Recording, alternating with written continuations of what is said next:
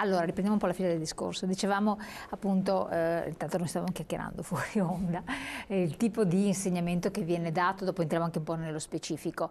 La cosa particolare, è una scuola privata però in qualche modo, tra virgolette, no? Nel senso che dà un certo tipo di assistenza con la presenza anche di un tutor, ma non è propriamente una scuola privata. No, per capirci non è una scuola privata parificata come ci sono altre parti, ma è una scuola come il sistema nostro veneto, ma anche in alcune regioni prevede. Il nostro committente è in questo caso la Regione del Veneto, ma ci muoviamo all'interno di un contesto normativo che è quello delle norme italiane della scuola generali, oltre che quelle specifiche legate ai centri di formazione professionale. Il sistema, dicevo prima, era quello della istruzione e formazione professionale, ma anche da noi i nostri giovani hanno l'italiano, la matematica, la fisica, le lingue, delle volte più che da altre scuole. È chiaro che quindi materie di base ci sono. Tutte, materie cosiddette materie DAS in gergo tecnico, sì. Italiano, lingua eccetera. Solo che però alcune di queste sono applicate alla figura professionale. La matematica è legata alla meccanica più che alla teoria dei sistemi, piuttosto degli integrali eccetera. Però anche semplicemente per calcolare il volume, io dico sempre, faccio un esempio banale, di un cilindro di un'auto, uno al di là di leggere i documenti tecnici deve saperlo misurare e quindi trovare, per dire. Quindi è una matematica applicata. Ma è più difficile o più facile? Serve più attenzione, perché da lì puoi sbagliare poi la cosa che tu vai a fare a bordo macchina. Okay, ci saranno pure i sistemi, perché loro poi imparano per esempio nel settore meccanico a progettare col CAD, a ingegnerizzarlo col CAM e poi a realizzarlo col CNC, ma il processo lo devi sapere e devi conoscere anche il materiale, cioè devono avere una percezione del tipo di metallo piuttosto che di acciaio, ce ne sono tante specie. Che un tempo si faceva con l'esperienza. Esatto, no? Esatto. Una volta adesso invece lo si impara già dai tempi della scuola, o meglio nei centri di formazione professionale. Per quanto riguarda invece un giovane, il giovane da noi è seguito con docenti che sono preparati anche nelle altre scuole, ma con un'attenzione particolare soprattutto anche a quei ragazzi che sono magari un po' più vivaci, che per esempio in una scuola dove si fa solo teoria o si fa principalmente teoria magari non riescono a reggere le ore d'aula piuttosto che di studio.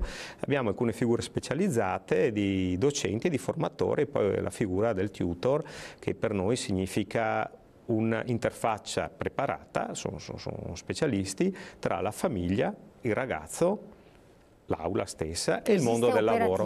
Operativo all'interno, sì, nei nostri centri. Quindi quando qualcuno è in difficoltà, ma a prescindere...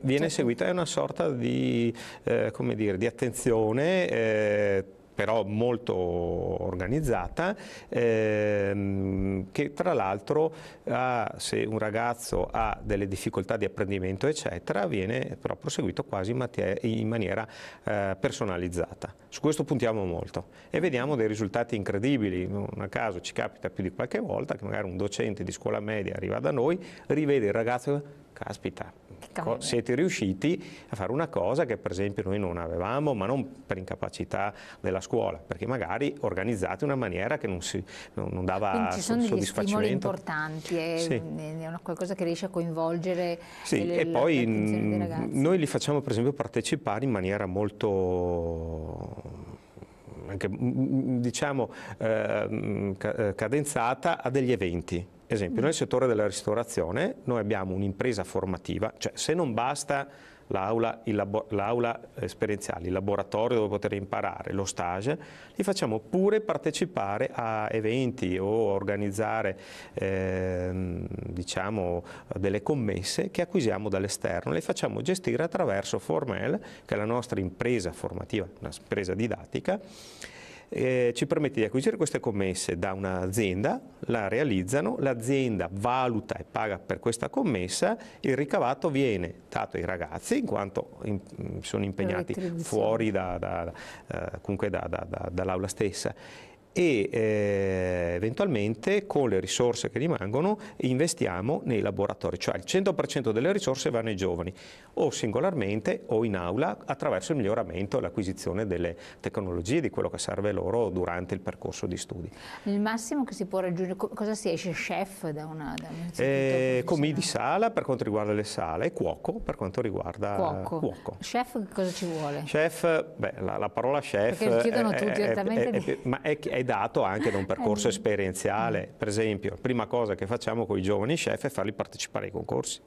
Ah, ecco, e ne vinciamo anche, per cui non so, abbiamo avuto una ragazza di Piazzola che non so se è stata ospite qualche tempo fa anche qui, che è campionessa italiana, esatto, sì, di origine cinese, italianissima, campionessa italiana dei finger food, oppure non so, un ragazzo di Padova, la campionessa italiana. Era per ben 2 anni, oppure non so, un nostro ragazzo l'anno scorso, già il secondo anno, partecipiamo al campionato nazionale a Rimini della Federazione Italiana Cuochi, insomma, oppure nel settore per esempio metalmeccanico l'anno scorso i nostri ragazzi hanno partecipato al concorso Industria 4.0 che si è tenuta a Treviso, organizzata da Un'Industria.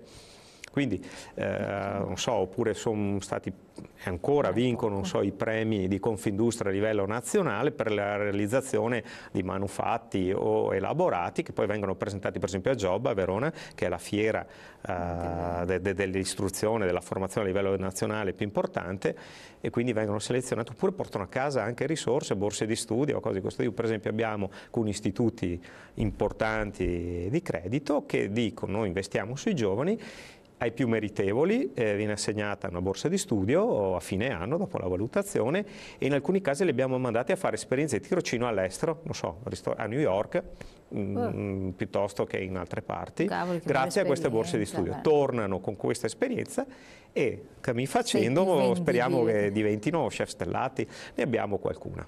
Ah sì, c'è stata? Sì. Una bella soddisfazione. Sì, ne abbiamo in particolare una, abbiamo anche altre che nel proprio settore veramente sono diventati punti di eccellenza, persone di eccellenza. Buongiorno, vi sto seguendo con attenzione, ma secondo voi conta più lo studio o l'esperienza presso le aziende? Grazie. E questa è un po' una domanda che ci è ritornata più volte, cioè nel senso del tipo di... È importante lo studio quanto l'esperienza. Lo studio senza l'esperienza rimane teorico, l'esperienza senza una buona base teorica diventa addestramento o comunque esecuzione di processi. Adesso io la semplifico così un po' più articolata.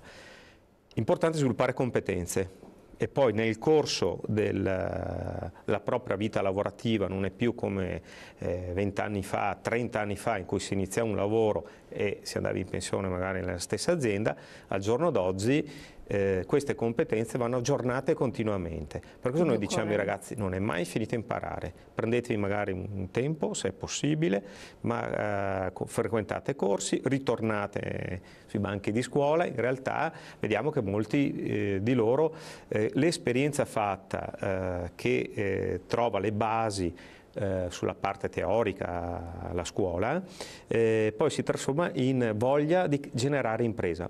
Quasi il 25% dei nostri allievi generano nuova impresa, diventano imprenditori, cominciano come artigiani, qualcuno ha industrie. Questa è la tipica però, diciamo così, esigenza del nord-est.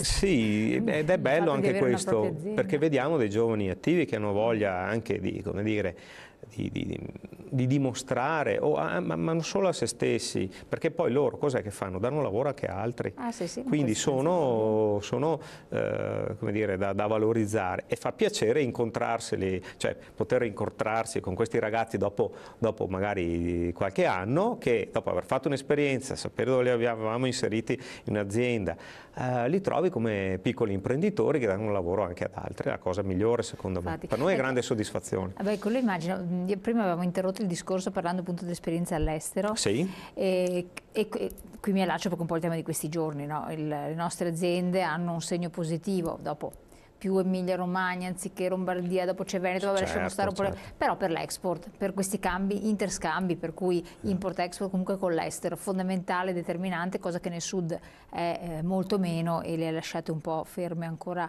al porto. Per quel che riguarda le esperienze, le possibilità, gli inserimenti, in virtù anche del ruolo che ha l'amministratore di Enel. Sì, noi siamo proprio impegnati in questo, a migliorare la conoscenza reciproca, a sfatare anche miti, che sembra che l'Italia, al di là della creatività, non abbia altro. In realtà abbiamo settori anche manufatturieri importanti, che sono l'eccellenza a livello europeo. Esportiamo in alcuni settori più dei tedeschi, anche se poi la locomotiva tedesca viene sempre presa come esempio. Sì. E per esempio abbiamo inserito il sistema duale, altra metodologia che adesso approfondisco, andando a imparare dai tedeschi, ma adattando alla realtà nostra. Il sistema duale non è un altro percorso. I ragazzi possono frequentare il percorso triennale, cosiddetto, chiamiamolo ordinamentale, cioè il classico percorso che prevede un primo, un secondo, un terzo anno, dove all'interno del secondo e del terzo è possibile fare esperienze di stage e si arriva alla qualifica professionale. L'altro elemento, che è più una modalità didattica importante, è legata al fatto che alcuni corsi non li attiviamo col sistema duale. È un percorso dove 50-50 si fa esperienza in aula e esperienza in azienda, cioè 50 e 50. Tra l'altro già dal secondo anno è possibile attivare un contratto di apprendistato, quindi con le aziende. Sono ragazzi che sono fortemente motivati ad entrare nel mercato, cioè nel mondo del lavoro. L'azienda stessa, cioè prende il ragazzo o la ragazza e lo assume già al secondo anno con contratto di apprendistato, quindi il ragazzo ha la possibilità di fare un'esperienza più forte dello stage ancora, di venire remunerato per il periodo che rimane in azienda e magari idealmente al mattino venire a scuola e al pomeriggio fare un'esperienza in azienda. Con questo sistema abbiamo formato per esempio molti meccatronici che adesso al 100% sono occupati, per esempio mi viene in mente il centro di Cittadella, oppure i percorsi elettronici a Verona, per gli elettronici a Verona. Ogni centro ha le sue... Esatto, perché è nato e poi si è sviluppato a seconda delle aree industriali, quindi delle aziende presenti. Certo. Per cui uno magari è più vocato nell'area meccanica piuttosto che nei servizi. Quindi maggiori anche possibilità. Andiamo in pubblicità, poi torniamo insieme.